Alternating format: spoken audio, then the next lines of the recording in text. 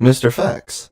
Researchers added legs and claws to drones. These enable drones to take off similar to birds and land on branches like birds.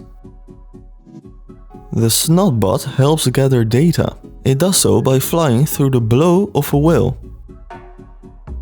There are loads of laws concerning drones. Flying a drone while not registered can land you up to 5 years in prison, according to a past law. Solar-powered drones have remained airborne for months. The one in this video has batteries that last about 20 minutes. A drone chipped off the tip of a woman's nose. Drone sightings brought Gatwick Airport to a standstill for over 30 hours. With approximately 1,000 flights diverted or cancelled, the incident affected about 140,000 passengers. Protesters occupied a drone-making factory. You might have guessed it, drones can fuel wars. Thank you for watching.